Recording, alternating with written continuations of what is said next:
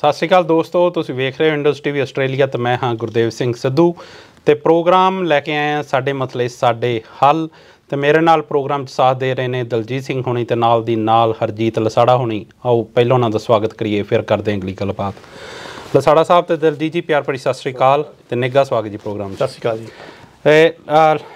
ਸ਼ੁਰੂਆਤ ਲਸਾੜਾ ਸਾਹਿਬ ਤੁਹਾਡੇ ਤੋਂ ਕਰੂੰਗਾ ਮੈਂ ਕਿ ਜਿਹੜਾ ਅੱਜ ਆਪਾਂ ਵਿਸ਼ਾ ਉਹ ਕਾਫੀ ਚਰਚਾ ਦੇ ਵਿੱਚ ਰਹਿੰਦਾ ਵਾਰ-ਵਾਰ ਜਦੋਂ ਵੀ ਆਪਾਂ ਪੰਜਾਬ ਦੀ ਗੱਲ ਕਰਦੇ ਹਾਂ ਤਾਂ ਇੱਕ ਪੰਜਾਬ ਦੀ ਰਾਜਨੀਤੀ ਦਾ ਧੁਰਾ ਜੇ ਕਿਹਾ ਜਾਵੇ ਜਾਂ ਪੰਜਾਬ ਦੇ ਧਾਰਮਿਕ ਰਾਜਨੀਤੀ ਦਾ ਧੁਰਾ ਕਿਹਾ ਜਾਵੇ ਤਾਂ SGPC ਆ। ਅਤੇ ਉਹਦੀਆਂ ਜਿਹੜੀਆਂ ਚੋਣਾਂ ਆ ਉਹਦਾ ਦੁਬਾਰਾ ਚਰਚਾ ਉੱਠਦੀ ਕਿ ਕਰਵਾਈਆਂ ਜਾਣਗੀਆਂ, ਕਦੋਂ ਕਰਵਾਈਆਂ ਜਾਣਗੀਆਂ। ਅਤੇ ਜਿਹੜਾ ਹੁਣ SGPC ਦੀਆਂ ਚੋਣਾਂ ਦਾ ਵਿਗਲ ਆ ਉਹ ਚੋਣ ਕਮਿਸ਼ਨ ਵੱਲੋਂ ਵੱਜ ਚੁੱਕਾ ਆ। ਪਹਿਲਾਂ ਮੈਂ ਸ਼ੁਰੂਆਤ ਚਾਹੁੰਦਾ ਤੁਹਾਡੇ ਤੋਂ ਕਰਾਂ ਕਿ ਤੁਸੀਂ ਇਹਦੇ ਥੋੜ੍ਹਾ ਇਤਿਹਾਸ ਬਾਰੇ ਜ਼ਰੂਰ ਦੱਸੋ ਸਾਡੇ ਸਰੋਤਿਆਂ ਨੂੰ ਕਿ ਇਹ ਜਿਹੜਾ SGPC ਦੇ ਇਤਿਹਾਸ 'ਚ ਚੋਣਾਂ ਦਾ ਕਿੱਦਾਂ ਮਹੱਤਵ ਰਿਹਾ ਜਾਂ ਕਿੱਦਾਂ ਗੱਲਬਾਤ ਹੋਈ, ਉਹਦੇ ਬਾਰੇ ਜ਼ਰੂਰ ਚਾਨਣਾ ਪਾਓ। ਜੀ ਦੇਵ ਜੀ, ਧੰਨਵਾਦ ਜੀ। SGPC ਸ਼੍ਰੋਮਣੀ ਗੁਰਦੁਆਰਾ ਪ੍ਰਬੰਧਕ ਕਮੇਟੀ ਜੀ। ਵੈਸੇ ਤਾਂ ਜੀ ਇਤਿਹਾਸ ਨੂੰ ਆਪਾਂ ਵਿਸਤਾਰ ਦੇ ਵਿੱਚ ਦੱਸਣ ਚੱਲੀਏ ਤਾਂ ਮੈਨੂੰ ਲੱਗਦਾ ਬਹੁਤ ਜ਼ਿਆਦਾ ਲੰਬਾ ਸਮਾਂ ਲੱਗਿਆ, ਲੇਕਿਨ ਮੈਂ 4-5 ਲਾਈਨਾਂ ਦੇ ਵਿੱਚ ਉਹਨੂੰ ਸੰਖੇਪ ਦੇ ਵਿੱਚ ਲੈ ਕੇ ਜਾਵਾਂਗਾ ਜੀ। ਵੋਟਾਂ ਕਿਉਂਕਿ ਜਿਹੜਾ ਚੋਣ ਕਮਿਸ਼ਨ ਆ ਉਹਨੇ ਬਿਗਲ ਵਜਾ ਦਿੱਤਾ। ਹੁਣ ਇਸ ਬਿਗਲ ਨੂੰ ਬਿਗਲ ਸਮਝ ਲਓ ਚਾਹੇ ਲੋਲੀਪੌਪ ਸਮਝ ਲਓ। ਫਿਲਹਾਲ ਤਾਂ ਕਈ ਸਾਲਾਂ ਦਾ ਲੋਲੀਪੌਪ ਹੀ ਚੱਲਦਾ ਪਿਆ ਜੀ। ਬਿਲਕੁਲ ਕਿ ਵੋਟਾਂ ਬਣਨ ਲੱਗੀਆਂ, ਵੋਟਾਂ ਬਣਾ ਲਓ, ਤੁਹਾਡੀਆਂ ਚੋਣਾਂ ਹੋਣ ਲੱਗੀਆਂ। ਇਹਦਾ ਮਤਲਬ ਪੋਜ਼ੀਟਿਵ ਸੁਨੇਹਾ ਇੱਕ ਆਪਾਂ ਜ਼ਰੂਰ ਮੰਨ ਲੈਂਦੇ ਹਾਂ ਕਿ ਇਲੈਕਸ਼ਨ ਦੀ ਪ੍ਰੋਸੈਸ ਸ਼ੁਰੂਆਤ ਹੋ ਗਈ ਆ, ਸਟਾਰਟ ਹੋ ਗਈਆਂ। ਉਹ ਵੱਖਰੀ ਗੱਲ ਹੈ ਕਿ ਸਿਰੇ ਚੜ੍ਹਨਗੀਆਂ ਕਿ ਨਹੀਂ ਚੜ੍ਹਨਗੀਆਂ, ਫਿਲਹਾਲ ਤਾਂ ਖਾਸੇ ਇਹੀ ਹੁੰਦੇ ਆ। ਪਰ ਇਹਦੀਆਂ ਕੁਝ ਸਮੀਕਰਨ ਹੈ ਕਿ ਇਹਨਾਂ ਨੇ ਯਕੀਨਨ ਸਿਰੇ ਕਦੋਂ ਚੜ੍ਹਨਾ ਹੁੰਦਾ ਹੈ, ਉਹ ਆਪਾਂ ਜਦੋਂ ਗੱਲਬਾਤਾਂ ਕਰਾਂਗੇ ਉਹਦੇ ਵਿੱਚ ਆਪਾਂ ਇਹਦਾ ਖੁਲਾਸਾ ਕਰਦੇ ਚੱਲਾਂਗੇ। ਤੁਸੀਂ ਚਾਹੇ ਖੱਬੇ ਪੱਖੀ ਪਾਰਟੀਆਂ ਦੀ ਗੱਲ ਕਰੋ, ਚਾਹੇ ਉਹ ਸੂਬਾ ਸਰਕਾਰ ਦੀ ਗੱਲ ਕਰੋ, ਚਾਹੇ ਉਸ ਪ੍ਰਬੰਧਕੀ ਕਮੇਟੀ ਦੀ ਗੱਲ ਕਰੋ, ਚਾਹੇ ਤੁਸੀਂ ਜਿਹੜਾ ਚੋਣ ਕਮਿਸ਼ਨ ਆ ਉਹਦੀ ਗੱਲ ਕਰੋ, ਜਦੋਂ ਤੱਕ ਸਾਡੇ ਕੋਲੋਂ ਹੋਮ ਮਿਨਿਸਟਰੀ ਦੀ ਇਸ ਫੈਸਲੇ 'ਤੇ ਕੋਈ ਮੂੰਹ ਨਹੀਂ ਲੱਗ ਜਾਂਦੀ, ਜਦੋਂ ਤੱਕ ਕੇਂਦਰ ਤੋਂ ਸੰਕੇਤ ਨਹੀਂ ਆਉਂਦਾ, ਇਹ ਵੋਟਾਂ ਮੁੱਕ ਦੀ ਗੱਲ ਆ। ਮੈਂ ਪਹਿਲਾਂ ਹੀ ਸਾਫ਼ ਕਹਿਣਾ, ਇਹ ਵੋਟਾਂ ਨਹੀਂ ਹੋਣੀਆਂ। ਹੋਮ ਮਿਨਿਸਟਰੀ ਨੇ ਜਦੋਂ ਹੱਥ ਚੱਕ ਦਿੱਤਾ, ਇਹ ਵੋਟਾਂ ਹੋਣਗੀਆਂ ਜੀ। ਹੁਣ ਹੋਮ ਮਿਨਿਸਟਰੀ ਤੱਕ ਜਿਹੜਾ ਪਹੁੰਚਣ ਦਾ ਸਫ਼ਰ ਹੈ, ਇਹ ਚਾਹੇ ਤਾਂ ਤੁਸੀਂ ਇਹਨੂੰ 2-4 ਮਹੀਨਿਆਂ 'ਚ ਕਰ ਲਓ, ਅਤੇ ਚਾਹੇ ਫਿਰ ਜਿੱਦਾਂ 15-16 ਸਾਲ ਪਹਿਲਾਂ ਲੰਘੇ ਨੇ ਉਹਦੇ ਵਿੱਚ ਆਪਣੇ ਗਵਾ ਲਓ। ਸੋ ਥੋੜ੍ਹਾ ਜਿਹਾ ਮੈਂ ਇਤਿਹਾਸ ਵੱਲ ਚੱਲਦਾ, ਉਸ ਤੋਂ ਬਾਅਦ ਫਿਰ ਆਪਾਂ ਦਲਜੀਤ ਜੀ ਦੀ ਵੀ ਟਿੱਪਣੀਆਂ ਜ਼ਰੂਰ ਲੈਂਦੇ ਚੱਲਾਂਗੇ। ਪੰਜਾਬ 'ਤੇ ਕਬਜ਼ਾ ਸੀਗਾ ਅੰਗਰੇਜ਼ਾਂ ਦਾ 1849 ਦੇ ਵਿੱਚ। ਸੋ 1849 ਤੋਂ ਲੈ ਕੇ 1947 ਤੱਕ ਦਾ ਜਿਹੜਾ ਸਮਾਂ ਆ, ਉਹਦੇ ਸੰਦਰਭ ਦੇ ਵਿੱਚ ਆਪਾਂ ਗੱਲ ਕਰਦੇ ਹਾਂ। ਜੇ ਉਹਦੇ ਵਿੱਚੋਂ ਮੈਂ ਹੁਣ ਸਾਰਾ ਨਹੀਂ ਵਿੱਚੋਂ ਕੱਢ ਕੇ ਲੈ ਕੇ ਆਉਂਦਾ, ਮੈਂ 1920 ਵਾਲਾ ਸੰਨ ਚੱਕਦਾ ਜੀ, ਆਜ਼ਾਦੀ ਤੋਂ ਪਹਿਲਾਂ ਦਾ। ਜਿਹੜਾ 1920 ਵਾਲਾ ਸੰਨ ਆ ਉਹ ਸਿੱਖ ਜਿਹੜੀ ਆਪਾਂ ਸਿਆਸਤ ਆ ਜਾਂ ਉਹਦੇ ਜਿਹੜੇ ਵਰਤਾਰੇ ਸੀਗੇ ਉਹਦੇ ਲਈ ਬੜਾ ਅਹਿਮ ਆ, ਕਿਉਂਕਿ 15 ਨਵੰਬਰ 1920 ਨੂੰ SGPC ਇੱਕ ਤਰੀਕੇ ਨਾਲ ਪ੍ਰਾਈਵੇਟ ਬੋਡੀ ਬਣ ਕੇ ਤਿਆਰ ਹੋ ਗਈ ਸੀ ਕਿ ਉਹਨੇ ਆਪਣੀ ਵਰਕਿੰਗ ਕਰਨੀ ਸ਼ੁਰੂ ਕਰ ਦਿੱਤੀ, ਜਾਂ ਕਹਿ ਲਈਏ ਇੱਕ ਪ੍ਰਾਈਵੇਟ ਬੋਡੀ ਦੇ ਤੌਰ 'ਤੇ ਹੋਂਦ 'ਚ ਆ ਗਏ ਸੀਗੇ, ਇੱਕ ਸਾਖ ਬਣ ਗਈ ਸੀਗੀ। ਇਹਦੇ ਵਿੱਚ ਕੋਈ ਸ਼ੱਕ ਨਹੀਂ ਕਿ ਜਿਹੜੀ SGPC ਆ ਇਹਨੇ ਆਪਣੇ ਟਾਈਮ ਦੇ ਵਿੱਚ ਕਈ ਸੰਘਰਸ਼ ਵੀ ਕੀਤੇ ਨੇ, ਕਈ ਤਰਾਸਦੀਆਂ ਦਾ ਸਾਹਮਣਾ ਵੀ ਕਰਨਾ ਪਿਆ, ਉਹਦੇ ਵਿੱਚੋਂ ਕਾਮਯਾਬੀਆਂ ਵੀ ਲਈਆਂ, ਧਰਨੇ ਲਾਏ ਨੇ, ਅਤੇ ਬਹੁਤ ਇਹਨਾਂ ਨੇ ਜਿਹੜੀ ਆਪਣਾ ਸੁਨਹਿਰੀ ਇਹਨਾਂ ਦਾ ਆਪਣਾ ਸੁਨਹਿਰੀ ਇਤਿਹਾਸ ਕਹਿ ਸਕਦੇ ਹਾਂ। ਲੇਕਿਨ ਉਹ ਸੁਨਹਿਰੀ ਇਤਿਹਾਸ ਜਿੱਦਾਂ ਇਹ ਕਹਿ ਲਓ ਕਿ ਰਾਜਨੀਤਿਕ ਇਹਦੇ ਵਿੱਚ ਰੰਗਤ ਚੱਲਦੀ ਗਈ ਨਾ, ਉਹ ਸੁਨਹਿਰੀ ਇਤਿਹਾਸ ਨੂੰ ਇਹਨਾਂ ਨੇ ਖਰਾਬ ਕਰਨਾ ਸ਼ੁਰੂ ਕਰ ਦਿੱਤਾ। ਉਦੋਂ ਹੀ ਇਹ ਮੁਸ਼ਕਿਲਾਂ ਆਉਣੀਆਂ ਸ਼ੁਰੂ ਹੋਈਆਂ ਕਿ ਇਹਨਾਂ ਦੀ ਇਲੈਕਸ਼ਨ ਸਮੇਂ ਸਿਰ ਨਹੀਂ ਹੋਈ ਜੀ। ਜਿਹੜਾ ਤਾਂ ਜਿਸ ਤਰ੍ਹਾਂ ਮੈਂ ਪਹਿਲਾਂ ਸ਼ਬਦਾਂ 'ਚ ਕਿਹਾ ਨਾ ਕਿ ਜਿਹੜੀ ਸ਼੍ਰੋਮਣੀ ਕਮੇਟੀ ਆ ਉਹ ਇੱਕ ਰਾਜਨੀਤਿਕ ਰੰਗਤ ਦੇ ਵਿੱਚ ਆ ਗਈ। ਹੁਣ ਉਸ ਰਾਜਨੀਤਿਕ ਰੰਗਤ ਦੇ ਵਿੱਚ ਫਿਰ ਸਿਆਪਾ ਇਹ ਪੈਣਾ ਦੇਵ ਜੀ ਸ਼ੁਰੂ ਹੋ ਗਿਆ ਕਿ ਇੱਕ ਪਾਸੇ ਤਾਂ ਉਹਨਾਂ ਨੂੰ ਗੁਰਧਾਮਾਂ ਦੇ ਪ੍ਰਬੰਧਾਂ ਦਾ ਵੀ ਹਿਸਾਬ ਕਿਤਾਬ ਰੱਖਣਾ ਪੈਂਦਾ, ਜਿਹਦੇ ਕਰਕੇ ਇਹਦੀ ਸ਼ੁਰੂਆਤ ਹੋਈ ਸੀ। ਲੇਕਿਨ ਇਹਦਾ ਰਾਜਨੀਤੀਕਰਨ ਹੋ ਗਿਆ, ਅਤੇ ਇਹਦੇ ਵਿੱਚ ਫਿਰ ਹੁਣ ਸਿਆਸੀ ਧਿਰਾਂ ਨੇ ਵੀ ਆਪਣੀ ਦਖਲਅੰਦਾਜ਼ੀ ਕਰਨੀ ਸ਼ੁਰੂ ਕਰਤੀ ਜੀ। ਅਤੇ ਉਸ ਦਖਲਅੰਦਾਜ਼ੀ ਦੇ ਵਿੱਚ ਸੂਬੇ ਦੀ ਜਿਹੜੀ ਮੌਜੂਦਾ ਸਰਕਾਰ ਹੁੰਦੀ ਹੈ, ਜਿਹੜੀ ਜਿੱਤੀ ਸਰਕਾਰ ਆ, ਹਮੇਸ਼ਾ ਉਹ ਇਹ ਚਾਹੁੰਦੀ ਆ ਕਿ ਅਸੀਂ ਅਗਰ ਜਿੱਤੇ ਨਾ ਤਾਂ ਇਹਦੇ ਉੱਪਰ ਸਾਡਾ ਅਧਿਕਾਰ ਹੋਵੇ। ਇਸੇ ਕਰਕੇ ਫਿਰ ਹੁਣ ਅੱਜ ਵੀ ਗੱਲ ਪ੍ਰਚਲਿਤ ਚੱਲਦੀ ਆ ਕਿ ਬਾਦਲਾਂ ਦੇ ਜੇਬਾਂ ਦੇ ਵਿੱਚੋਂ ਉਹਦੇ ਪ੍ਰਧਾਨ ਨਿਕਲ ਕੇ ਆਉਂਦੇ ਆ। ਸੋ ਇਹ ਜਾਣੀ ਵਰਤਾਰਾ ਆਹੀ ਚੀਜ਼ ਆ, ਕਿਉਂਕਿ ਉਹਦਾ ਰਾਜਨੀਤੀਕਰਨ ਹੋ ਗਿਆ ਸੀ ਪਾਰਟੀਆਂ ਦੇ ਨਾਲ। ਸ਼ੁਰੂ ਦੇ ਵਿੱਚ ਜਿਹੜਾ ਕਿ ਸ਼੍ਰੋਮਣੀ ਗੁਰਦੁਆਰਾ ਪ੍ਰਬੰਧਕ ਕਮੇਟੀ ਦਾ ਜਿਹੜਾ ਪ੍ਰਧਾਨ ਆ, ਕਿਉਂਕਿ ਉਸ ਟਾਈਮ ਅਕਾਲੀ ਦਲ ਹੀ ਸੀਗਾ, ਸੋ ਅਕਾਲੀ ਦਲ ਦੀ ਪੈਠ ਹੋਣ ਕਰਕੇ ਉਹਨਾਂ ਦੇ ਹਿਸਾਬ ਦੇ ਨਾਲ ਇਹ ਸਾਰਾ ਸਿਸਟਮ ਚੱਲਦਾ ਸੀਗਾ ਜੀ। 1966 ਤੱਕ ਜਿਹੜੀਆਂ SGPC ਦੀਆਂ ਇਲੈਕਸ਼ਨਾਂ ਸੀਗੀਆਂ ਬੜੀਆਂ ਖੂਬਸੂਰਤ ਢੰਗ ਨਾਲ ਹੁੰਦੀਆਂ ਸੀਗੀਆਂ, ਕਿਉਂਕਿ ਜਾਂ ਤਾਂ ਉਹ ਵਾਲੀ ਪਾਰਟੀ ਸੂਬੇ ਦੇ ਵਿੱਚ ਆਪ ਮਲਕੀਅਤ ਲੈ ਜਾਂਦੀ ਸੀ, ਜਿੱਤ ਜਾਂਦੀ ਸੀ, ਜਾਂ ਉਹ ਕੇਂਦਰ ਦੇ ਨਾਲ ਗੱਠਜੋੜ ਕਰਕੇ ਆਪਣੀ ਸਰਕਾਰ ਬਣਾ ਲੈਂਦੇ ਸੀਗੇ ਜੀ। ਸੋ ਖੂਬਸੂਰਤ ਢੰਗ ਨਾਲ ਚੱਲਦਾ ਰਿਹਾ। ਲੇਕਿਨ 79 ਦੇ ਵਿੱਚ ਇਹਦੀਆਂ ਇਲੈਕਸ਼ਨ ਦੀਆਂ ਸਮੱਸਿਆਵਾਂ ਆਉਣ ਸ਼ੁਰੂ ਹੋ ਗਈਆਂ, ਉਹਦੇ ਵਿੱਚ ਵਿਘਨ ਪੈਣਾ ਸ਼ੁਰੂ ਹੋ ਗਿਆ। 16 ਸਾਲ ਤੱਕ ਵੋਟਾਂ ਨਹੀਂ ਹੁੰਦੀਆਂ ਸੀਗੀਆਂ ਕਿਉਂਕਿ ਤੁਹਾਡੇ ਗੱਠਜੋੜ ਟੁੱਟ ਗਏ, ਤੁਹਾਡੀ ਉਸ ਸੂਬੇ ਦੇ ਵਿੱਚ ਪਕੜ ਟੁੱਟ ਗਈ ਤੇ ਪਲੱਸ ਜਿੱਦਾਂ ਮੈਂ ਕਿਹਾ ਨਾ, ਜਦੋਂ ਤੱਕ ਹੋਮ ਮਿਨਿਸਟਰੀ ਫਿਰ ਉਹ ਕੇਂਦਰ ਆਉਂਦਾ ਆ। ਸਾਰਾ ਕੁਝ ਤੁਸੀਂ ਸਹੀ ਕਰਦੇ ਹੋ, ਸਾਰਾ ਕੁਝ ਤੁਸੀਂ ਪਲਾਨ ਕਰਦੇ ਹੋ।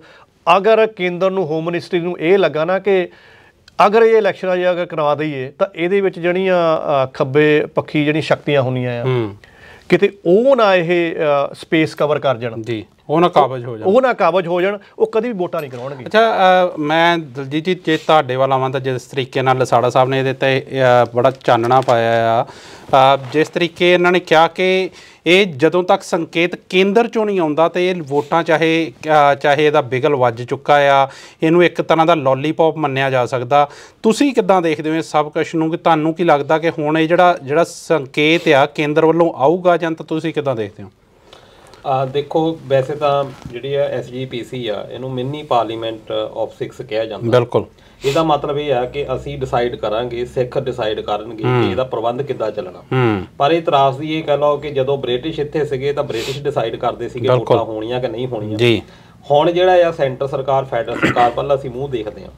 1925 ਦੇ ਵਿੱਚ ਬਣੀ ਸੀ, ਅਸਲ ਵਿੱਚ ਇਹਦਾ ਸੀ ਕਿ ਮਹੰਤਾ ਤੋਂ ਅਸੀਂ ਆਜ਼ਾਦ ਕਰਵਾਉਣਾ। ਉਸ ਵੇਲੇ ਵੀ ਜਿਹੜੇ ਅੰਮ੍ਰਿਤਸਰ ਸਾਹਿਬ ਦੇ ਗੁਰਦੁਆਰਾ ਸਾਹਿਬ ਸੀ, ਹਰਿਮੰਦਰ ਸਾਹਿਬ ਦੀ ਗੱਲ ਕਰ ਲਈਏ, ਅਕਾਲ ਤਖਤ ਦੀ ਗੱਲ ਕਰ ਲਈਏ ਜਾਂ ਬਾਬਾ ਅਟੱਲ ਗੁਰਦੁਆਰਾ ਸਾਹਿਬ ਦੀ ਗੱਲ ਕਰ ਲਈਏ, ਉਹ ਅੰਗਰੇਜ਼ਾਂ ਨੇ ਪ੍ਰਬੰਧਕ ਲਾਏ ਹੋਏ ਸੀ, ਉਹ ਅੰਗਰੇਜ਼ਾਂ ਦੇ ਅਧੀਨ ਸੀ। ਜਦ ਕਿ ਜਿਹੜੇ ਬਾਕੀ ਜਿਹੜੇ ਗੁਰਦੁਆਰੇ ਆ ਉਹ ਜਿਹੜੇ ਆ ਮਹੰਤਾਂ ਦੇ ਅਧਿਕਾਰ ਦੇ ਵਿੱਚ ਸੀ, ਜਿਨ੍ਹਾਂ ਤੋਂ ਆਜ਼ਾਦ ਉਹ ਆਪਣੀਆਂ ਮਨਮਾਨੀਆਂ ਜਿਹੜੀਆਂ ਕਰਦੇ ਸੀ। ਹੁਣ ਜਿਹੜੀ ਇਹ ਸ਼੍ਰੋਮਣੀ ਗੁਰਦੁਆਰਾ ਪ੍ਰਬੰਧਕ ਕਮੇਟੀ, ਉਹਨਾਂ ਨੂੰ ਜਿਹੜਾ ਇੱਕ ਡੈਮੋਕ੍ਰੈਟਿਕ ਢੰਗ ਦੇ ਨਾਲ ਕਿ ਸਿੱਖ ਜਿਹੜੇ ਆ ਉਹ ਚੁਣਨਗੇ ਕਿ ਜਿਹੜੇ ਗੁਰੂ ਘਰਾਂ ਦਾ ਪ੍ਰਬੰਧ ਆ ਉਹ ਕਿਸ ਤਰੀਕੇ ਦੇ ਨਾਲ ਹੋਣਾ। ਹੁਣ ਚਲੋ ਬਹੁਤ ਵੱਡਾ ਇੱਕ ਇਤਿਹਾਸ ਆ, ਜਿੱਦਾਂ ਲਸਾੜਾ ਸਾਹਿਬ ਨੇ ਦੱਸਿਆ ਕਿ ਜਿਹੜੀ ਸਿਆਸਤ ਤੇ ਧਾਰਮਿਕ ਜਿਹੜੇ ਆ ਦੋ ਹੀ ਰਲ ਗੱਡ ਜਿਹੜੇ ਹੋ ਗਏ। ਪਹਿਲਾਂ ਰਲਗੱਡ ਦੀ ਜੇ ਆਪਾਂ ਗੱਲ ਕਰੀਏ, ਪਹਿਲੇ ਜਿਹੜੇ ਅਕਾਲੀ ਦਲ ਦੇ ਪ੍ਰਧਾਨ ਤੇ ਸ਼੍ਰੋਮਣੀ ਗੁਰਦੁਆਰਾ ਪ੍ਰਬੰਧਕ ਕਮੇਟੀ ਦੇ ਉਹ ਇੱਕੋ ਹੀ ਰਹੇ ਆ। ਚਾਹੇ ਆਪਾਂ ਮਾਸਟਰ ਤਾਰਾ ਸਿੰਘ ਦੀ ਗੱਲ ਕਰ ਲਈਏ, ਬਾਬਾ ਖੜਕ ਸਿੰਘ ਦੀ ਗੱਲ ਕਰ ਲਈਏ, ਉਹ ਸ਼੍ਰੋਮਣੀ ਗੁਰਦੁਆਰਾ ਪ੍ਰਬੰਧਕ ਕਮੇਟੀ ਦੇ ਵੀ ਹੁੰਦੇ ਸੀ ਤੇ ਨਾਲ ਦੀ ਨਾਲ ਅਕਾਲੀ ਦਲ ਦੇ ਵੀ ਹੁੰਦੇ ਸੀ, ਕਿਉਂਕਿ ਉਹਨਾਂ ਦੀ ਮਨਸ਼ਾ ਜਿਹੜੀ ਆ ਉਹ ਬੜੀ ਸਾਫ਼ ਹੁੰਦੀ ਸੀ ਤੇ ਬੜੇ ਪਵਿੱਤਰ ਢੰਗ ਦੇ ਨਾਲ ਉਹ ਅੱਗੇ ਲੈ ਕੇ ਜਾਂਦੇ ਸੀ। ਪ੍ਰਬੰਧ ਬਹੁਤ ਵਧੀਆ ਚੱਲ ਰਿਹਾ ਕਿਉਂਕਿ ਇੱਕ ਬਹੁਤ ਵੱਡਾ ਢਾਂਚਾ, ਜੇ ਕਹੀਏ ਕਿ ਸ਼੍ਰੋਮਣੀ ਗੁਰਦੁਆਰਾ ਪ੍ਰਬੰਧਕ ਕਮੇਟੀ ਇੱਕ ਛੋਟਾ ਕਾਰਜ ਨਹੀਂ, ਬਹੁਤ ਵੱਡੇ ਹਸਪੀਟਲ ਚਲਾ ਰਹੀ ਆ, ਬਹੁਤ ਵੱਡੇ ਐਜੂਕੇਸ਼ਨ ਅਦਾਰੇ ਜਿਹੜੇ ਚਲਾ ਰਹੇ ਆ, ਵਿਰਾਸਤ ਜਿਹੜੀਆਂ ਪੁਰਾਣੀਆਂ ਵਿਰਾਸਤੀ ਇਮਾਰਤਾਂ ਹੈਗੀਆਂ ਉਹਨਾਂ ਦਾ ਰੱਖ ਰਖਾਵ ਰੱਖਦੀਆਂ।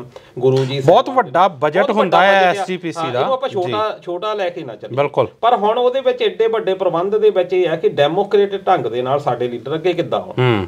ਪਹਿਲਾਂ ਤਾਂ ਤੁਸੀਂ ਇਹ ਦੇਖੋ ਕਿ 1953 ਦੇ ਵਿੱਚ ਇੱਕ ਅਮੈਂਡਮੈਂਟ ਹੁੰਦੀ ਆ, ਉਹਦੇ ਵਿੱਚ ਇਹਦੇ ਵਿੱਚ ਰਿਜ਼ਰਵੇਸ਼ਨ ਦਿੱਤੀ ਗਈ। ਹੁਣ ਤੁਸੀਂ ਇੱਥੋਂ ਅੰਦਾਜ਼ਾ ਲਾਓ ਵੀ ਪਹਿਲਾਂ ਇੱਕ ਦਾ ਸਿੱਖ ਜਿਹੜੇ ਆ ਉਹ ਤਾਂ ਜਾਤ ਪਾਤ ਵਿੱਚ ਬਲੀਵ ਨਹੀਂ ਰੱਖਦੇ, ਪਰ ਫਿਰ ਉਹਦੇ ਵਿੱਚ ਕਿਉਂ ਜਾਤ ਪਾਤ ਜਿਹੜੀ ਪਾਉਣੀ ਪਈ? ਕਾਰਨ ਇਹਦਾ ਸੀ ਕਿ ਉਹਨਾਂ ਲੋਕਾਂ ਨੂੰ ਬਿਲਕੁਲ ਇਨਵੋਲਵ ਹੀ ਨਹੀਂ ਕੀਤਾ ਗਿਆ। ਇਹ ਖਾਸ ਤੌਰ ਦੇ ਉੱਤੇ ਇਹ ਜਿਹੜੀਆਂ ਗੱਲਾਂ ਬੜੀਆਂ ਧਿਆਨ ਦੇ ਵਿੱਚ ਰੱਖਣੀਆਂ ਕਿ ਜਿਹੜੀ ਅਮੈਂਡਮੈਂਟ 1953 ਵਾਲੀ ਹੋਈ। ਫਿਰ 2003 ਦੇ ਵਿੱਚ ਇੱਕ ਅਮੈਂਡਮੈਂਟ ਹੁੰਦੀ ਆ, ਉਹਦੇ ਵਿੱਚ ਇਹ ਕਿਹਾ ਜਾਂਦਾ ਕਿ ਜਿਹੜੇ ਸਹਿਜਧਾਰੀ ਆ ਉਹ ਨਹੀਂ ਵੋਟ ਪਾ ਸਕਦੇ। ਸਹਿਜਧਾਰੀ ਕੌਣ ਨੇ? ਜਿਹੜੇ ਕਿ ਦਾੜੀ ਕੱਟਦੇ ਨੇ ਜਾਂ ਦਾੜੀ ਨੂੰ ਜਿਹੜਾ ਰੰਗ ਕਰਦੇ ਨੇ, ਉਹ ਸਹਿਜਧਾਰੀਆਂ ਦੇ ਵਿੱਚ ਆਉਂਦੇ ਆ। ਪਰ ਉਹ ਗੁਰੂ ਸਿੱਖਾ ਗੁਰੂ ਸਾਹਿਬਾਨ ਦੇ ਨਾਲ ਰਿਸਪੈਕਟ ਕਰਦੇ ਆ, ਆਪਣੇ ਸਾਰੇ ਰੀਤੀ ਰਿਵਾਜ ਜਿਹੜੇ ਆ ਉਹ ਧਾਰਮਿਕ ਪਰੰਪਰਾਵਾਂ ਨਾਲ ਕਰਦੇ ਆ। ਫਿਰ ਉਹਨੂੰ ਚੈਲੰਜ ਕੀਤਾ ਗਿਆ। 2011 ਦੇ ਵਿੱਚ ਕਹਿੰਦਾ ਜੀ ਸਹਿਜਧਾਰੀ ਵੋਟ ਪਾਉਣਗੇ। ਉਸ ਤੋਂ ਬਾਅਦ ਜਦੋਂ ਮੱਕੜ ਸਾਹਿਬ ਜਿਹੜੇ ਬਣੇ, ਉਸ ਤੋਂ ਬਾਅਦ ਤੁਸੀਂ ਦੇਖਿਆ ਹੁਣ ਬਾਅਦ ਵਿੱਚ ਹੁਣ ਉਹ ਤੋਂ ਬਾਅਦ ਫੇਰ ਕੇਸ ਜਿਹੜਾ ਅੱਗੇ ਚੱਲਦਾ ਰਿਹਾ। ਹੁਣ ਜਦੋਂ ਸਹਿਜਧਾਰੀ ਬਾਹਰ ਕੱਢ ਦਿੱਤੇ ਜਾਂਦੇ ਆ, 70 ਲੱਖ ਦੇ ਕਰੀਬ ਜਿਹੜੇ ਸਿੱਖ ਆ ਉਹ ਬਾਹਰ ਹੋ ਜਾਂਦੇ ਆਟੋਮੈਟਿਕਲੀ। ਹੈਗੇ ਸਿੱਖ ਆ, ਜਾਂ ਤਾਂ ਉਹਨਾਂ ਦੀ ਕੈਟੇਗਰੀ ਕੋਈ ਹੁਣ ਧਾਰਮਿਕ ਬਲੀਵ ਹੈਗਾ ਉਹਨਾਂ ਦਾ। ਅਸੀਂ ਤਾਂ ਜਿਹੜੀ ਸ਼੍ਰੋਮਣੀ ਗੁਰਦੁਆਰਾ ਪ੍ਰਬੰਧਕ ਕਮੇਟੀ ਆਈ ਸੀ, ਉਹ ਆਈ ਤਾਂ ਇਸੇ ਗੱਲ ਲਈ ਸੀ ਨਾ ਕਿ ਡੈਮੋਕ੍ਰੈਟਿਕ ਜਿਹੜਾ ਵਰਤਾਰਾ ਆ ਉਹ ਹੋਣਾ ਚਾਹੀਦਾ। 70 ਲੱਖ ਜਿਹੜੇ ਲੋਕ ਨੇ ਜਿਹੜੇ ਕਿ ਗੁਰੂ ਸਾਹਿਬਾਨ ਦੇ ਨਾਲ ਨਿਸ਼ਠਾ ਰੱਖਦੇ ਆ, ਪੂਰਾ ਸਤਿਕਾਰ ਜਿਹੜਾ ਕਰਦੇ ਨੇ, ਸ਼੍ਰੀ ਗੁਰੂ ਗ੍ਰੰਥ ਸਾਹਿਬ ਜਿਹੜਾ ਆ ਸਾਡਾ ਗੁਰੂ ਆ, ਉਹਨੂੰ ਮੰਨਦੇ ਆ ਅਸੀਂ। ਪਰ ਉਸ ਤੋਂ ਬਾਅਦ ਜਿਹੜਾ ਆ ਵੋਟਿੰਗ ਲਿਸਟ ਦੇ ਵਿੱਚੋਂ ਹੁਣ ਜਿਹੜੀ ਕਾਫੀ ਵੱਡਾ ਬਵਾਲ ਜਿੱਦਾਂ ਕਿਹਾ ਕਿ ਸਮੇਂ ਦੇ ਸਿਰ ਦੇ ਉੱਤੇ ਅਸਲ ਵਿੱਚ ਕੀ ਹੁੰਦਾ ਕਿ ਜਿਹੜਾ ਉੱਪਰਲਾ ਵਰਤਾਰਾ ਉਹ ਜਦੋਂ ਚਾਹੁੰਦਾ ਆ ਉਸ ਵੇਲੇ ਸੋਲਵ ਉਸ ਪ੍ਰੋਬਲਮ ਨੂੰ ਕਰ ਲਿਆ ਜਾਂਦਾ, ਸਾਨੂੰ ਜਿਹੜਾ ਉਲਝਾ ਲਿਆ ਜਾਂਦਾ। ਹੁਣ ਇਹ ਸੈਕਸ਼ਨ 49 ਜਿਹੜਾ ਕਿ ਦੱਸਦਾ ਆ ਕਿ ਵੋਟ ਕੌਣ ਪਾ ਸਕਦਾ। ਹੁਣ ਸੈਕਸ਼ਨ 49 ਦੇ ਵਿੱਚ ਇਹ ਦੱਸਿਆ ਗਿਆ ਜਿਹੜੇ ਕਿ SS ਸਾਰੋਂ ਸਾਹਿਬ ਆ, ਜਿਹੜੇ ਕਿ ਚੀਫ ਇਲੈਕਟੋਰਲ ਕਮਿਸ਼ਨਰ ਜਿਹੜੇ ਹੈਗੇ ਆ, ਉਹਨਾਂ ਨੇ ਜਿਹੜਾ ਸੈਕਸ਼ਨ 49 ਦੇ ਅੰਡਰ DCs ਨੂੰ ਕਿਹਾ ਕਿ ਜਿਹੜੇ ਬੰਦੇ ਜਿਹੜੇ ਆ ਸਿਰਫ ਗੁਰਸਿੱਖ ਆ, ਜਿਹੜੇ ਬਾਲ ਕੱਟਦੇ, ਦਾੜੀ ਜਾਂ ਕੱਟਦੇ ਆ ਜਾਂ ਰੰਗ ਕਰਦੇ ਆ, ਉਹ ਜਿਹੜੇ ਵੋਟ ਨਹੀਂ ਜਾਣੀ ਸਹਿਜਧਾਰੀ ਜਿਹੜੇ ਆ ਉਹ ਵੋਟ ਨਹੀਂ ਪਾ ਸਕਦੇ। ਸਿਰਫ ਗੁਰਸਿੱਖ ਜਿਹੜੇ ਵੋਟ ਆ ਉਹ ਕਰਨਗੇ। DC ਸਾਹਿਬਾਨ ਨੂੰ ਹੁਕਮ ਹੋ ਗਏ ਆ। ਫਿਰ ਉਹਦੇ ਵਿੱਚ ਇਹ ਵੀ ਦੇਖਣਾ ਪੈਣਾ ਕਿ ਔਰਤਾਂ ਜਿਹੜੀਆਂ ਆ ਉਹਨਾਂ ਨੂੰ ਕਿਸ ਕੈਟੇਗਰੀ ਦੇ ਵਿੱਚ ਰੱਖਣਾ ਆ। ਕਾਫੀ ਤਰ੍ਹਾਂ ਦੇ ਹੈਗੇ ਆ ਤੇ ਇਹ ਜਿਹੜਾ ਇੱਕ ਪ੍ਰੋਸੈਸ ਜ਼ਰੂਰ ਸ਼ੁਰੂ ਹੋ ਗਿਆ, ਪਰ ਫਿਰ ਵੀ ਸਵਾਗਤ ਕਰਨਾ ਬਣਦਾ ਇਸ ਗੱਲ ਦੇ ਨਾਲ। ਘੱਟੋ ਘੱਟ ਜਿਹੜੀ ਇਲੈਕਸ਼ਨ ਆ ਉਹ ਹੋਣ ਦੀ ਬਰੂਹਾਂ ਵੱਲ ਆ ਤੇ ਆਸ ਕਰਦੇ ਆ ਕਿ ਜਿਹੜਾ ਇਹ ਪ੍ਰਬੰਧ ਆ ਫਿਰ ਵਧੀਆ ਹੱਥਾਂ ਦੇ ਵਿੱਚ ਜਾਵੇ ਤਾਂ ਕਿ ਜਿਹੜਾ ਸਿੱਖ ਧਰਮ ਆ ਹੋਰ ਵੀ ਵਧੀਆ ਜੀ। ਸੋ ਲਸਾੜਾ ਸਾਹਿਬ, ਜਿਸ ਤਰੀਕੇ ਨਾਲ ਦਲਜੀਤ ਜੀ ਨੇ ਕਿਹਾ ਕਿ ਜਿਹੜੇ ਇਲੈਕਸ਼ਨ ਆ ਉਹ ਹੋਣ ਦਾ ਉਮੀਦ ਇੱਕ ਜਾਗੀ ਆ, ਪਰ ਇਹਦੇ ਨਾਲ ਇੱਕ ਚਰਚਾ ਇਹ ਵੀ ਆ ਰਹੀ ਹੈ ਕਿ ਜਿਹੜੇ ਬੀਬੀ ਜਗੀਰ ਕੌਰ ਨੇ ਉਹਨਾਂ ਦਾ ਇੱਕ ਜਿਹੜਾ ਢੀਂਡਸਾ ਗਰੁੱਪ ਆ ਉਹਦੇ ਨਾਲ ਜਿਹੜਾ ਇੱਕ ਕਹਿ ਸਕਦੇ ਹਾਂ ਕਿ ਇੱਕ ਤਰ੍ਹਾਂ ਨਾਲ ਹੱਥ ਮਿਲਾਉਣ ਦੀ ਜਾਂ ਉਹਨਾਂ ਨਾਲ ਆਪਣਾ ਕਰਨ ਦੀ ਉਹਨੂੰ ਕਿੱਦਾਂ ਦੇਖਦੇ ਹੋ? ਉਹਦੀ ਵੀ ਚਰਚਾ ਕਾਫੀ ਚੱਲ ਰਹੀ ਆ। ਜੀ ਬਿਲਕੁਲ ਜੀ, ਸੰਖੇਪ ਦੇ ਵਿੱਚ ਇਹਦੇ ਉੱਪਰ ਵੀ ਮੈਂ ਤਬਸਰਾ ਕਰਦਾ ਚੱਲਦਾ ਜੀ। ਜਿੱਦਾਂ ਮੈਂ ਪਹਿਲਾਂ ਕਿਹਾ ਸੀ ਵੀ ਕੇਂਦਰ ਨੂੰ ਹਮੇਸ਼ਾ ਹੀ ਖਦਸ਼ਾ ਰਹਿੰਦਾ ਕਿ ਕਿਤੇ ਜਿਹੜੀਆਂ ਰੈਡੀਕਲ ਸਿਆਸਤ ਆ ਇਹ SGPC ਥਰੂ ਕਿਤੇ ਪੰਜਾਬ ਦੇ ਵਿੱਚ ਨਾ ਵੜ ਜਾਣ ਜੀ। ਤੋ ਫਿਲਹਾਲ ਜਿਹੜੀ ਨਾ ਇੱਕ ਐਮਟੀ ਸਪੇਸ ਬਣੀ ਹੋਈ ਹੈ, ਕਿਉਂਕਿ ਅਕਾਲੀਆਂ ਦਾ ਦਬਦਬਾ ਮੌਜੂਦਾ ਸਰਕਾਰ ਦੇ ਵਿੱਚ ਹੈ ਨਹੀਂਗਾ, ਕਿਉਂਕਿ ਬਾਜ਼ਾਰ ਦੇ ਵਿੱਚ ਹੈ ਨਹੀਂਗੇ, ਸੈਂਟਰ ਦੇ ਨਾਲ ਉਹਨਾਂ ਦੀ ਬਣਦੀ ਨਹੀਂ ਹੈਗੀ। ਜੇ ਤਾਂ ਇਹ ਸਮੀਕਰਨ ਖੁੱਲ੍ਹੇ ਰੂਪ ਦੇ ਵਿੱਚ ਹੁੰਦੀ ਤਾਂ ਇਹ ਚੋਣਾਂ ਹੋ ਵੀ ਜਾਣੀਆਂ ਸੀਗੀਆਂ। ਹੁਣ ਸਰਕਾਰ ਆਮ ਆਦਮੀ ਪਾਰਟੀ ਦੀ ਆ, ਉਹ ਤੇ ਜਿਹੜੇ ਬਾਕੀ ਦੇ ਵਿਰੋਧੀ ਨੇ ਉਹ ਤਾਂ ਹੋ ਹੱਲਾ ਕਰਦੇ ਨੇ ਕਿ ਕਰਾਓ ਵੋਟਾਂ ਕਿਉਂਕਿ ਉਹਨਾਂ ਦੇ ਵਿੱਚ ਫਾਇਦਾ ਆ। ਲੇਕਿਨ ਕੇਂਦਰ ਚਾਹੇਗੀ ਕਿ ਜਿਹੜੀ ਇਹ ਐਮਟੀ ਸਪੇਸ ਹੋ ਗਈ ਆ ਅਕਾਲੀ ਦਲ ਦੀ, ਇਹਨੂੰ ਜਾਂ ਤਾਂ ਕੋਈ ਭਰਨ ਦੇ ਲਈ ਕੋਈ ਇੱਕ ਨਵਾਂ ਧੜਾ ਤਿਆਰ ਹੋਵੇ, ਕੋਈ ਗੜ੍ਹ ਤਿਆਰ ਹੋਵੇ, ਲੇਕਿਨ ਉਹ ਰੈਡੀਕਲ ਸਿਆਸਤ ਨਾ ਕਰਦਾ ਹੋਵੇ ਜੀ। ਤੇ ਉਹ ਜਿਹੜਾ ਹੁਣ ਫਿਲਹਾਲ ਮਾੜਾ ਮੋਟਾ ਦਿਸ ਰਿਹਾ ਹੈ ਉਹ ਹੈਗਾ ਬੀਬੀ ਜਗੀਰ ਕੌਰ ਦੀਆਂ ਜਿਹੜੀਆਂ ਪਿਛਲੇ ਮਹੀਨੇ ਤੋਂ ਐਫਰਟਸ ਹੋ ਰਹੀਆਂ ਢੀਂਡਸਾ ਗਰੁੱਪ ਦੇ ਨਾਲ ਥੋੜਾ ਮੇਲ ਦੇ ਨਾਲ ਗੱਠ ਜੋੜ ਦੀਆਂ ਗੱਲਾਂ ਚੱਲ ਰਹੀਆਂ। ਪਰ ਲੋਕਾਂ ਦਾ ਜਿਹੜਾ ਲੁਕਾਈ ਦਾ ਧਿਆਨ ਹੈ ਜਾਂ ਜਿਹੜੀ ਕੇਂਦਰ ਦੀ ਲੀਡਰਸ਼ਿਪ ਉਹ ਵੀ ਦੇਖਦੀ ਹੈ ਵੀ ਜਿਹੜਾ ਢੀਂਡਸਾ ਪਾਰਟੀ ਦਾ ਨਾਂ ਆ ਉਹ ਵੀ ਤਾਂ ਇੱਕ ਫਟਾ ਪਾਰਟੀ ਬਣ ਕੇ ਵਿਚਰ ਰਿਹਾ ਹੈ, ਵੀ ਉਹਨਾਂ ਦਾ ਕੋਈ ਅਸਰ ਸੂਖਤਾ ਹੈ ਨਹੀਂਗਾ। ਪਰ ਫਿਰ ਵੀ ਜੇ ਬੀਬੀ ਜਗੀਰ ਕੌਰ ਇਹਨਾਂ ਦੇ ਨਾਲ ਲੱਗੀ ਹੋਈ ਆ ਤੇ ਜੇ ਇਹ ਬੀਬੀ ਜਗੀਰ ਕੌਰ ਮੋਹਰੇ ਸਾਹਮਣੇ ਆ ਕੇ ਕੁਛ ਸਮਰਥਨ ਦਿਖਾ ਦਿੰਦੀ ਆ ਜਾਂ ਵਿਸ਼ਵਾਸ ਦਵਾ ਦਿੰਦੀ ਆ ਇਸ ਕੇਂਦਰ ਨੂੰ, ਹੋਮ ਮਿਨਿਸਟਰੀ ਨੂੰ, ਇਹ ਜਿਹੜਾ ਬਿਗਲ ਵੱਜਿਆ ਹੋਇਆ ਨਾ ਇਹਦੀਆਂ ਡੇਟਸ ਇਲੈਕਸ਼ਨ ਦੀਆਂ ਵੀ ਜਲਦ ਸਾਨੂੰ ਸੁਣਨ ਨੂੰ ਮਿਲ ਜਾਣਗੀਆਂ ਜੀ। ਤੇ ਜੇ ਉਹ ਸਪੇਸ ਨਹੀਂ ਭਰੀ ਗਈ ਇਹ ਫਿਰ ਐਦਾਂ ਹੀ ਚੱਲਦਾ ਰਹਿਣਾ।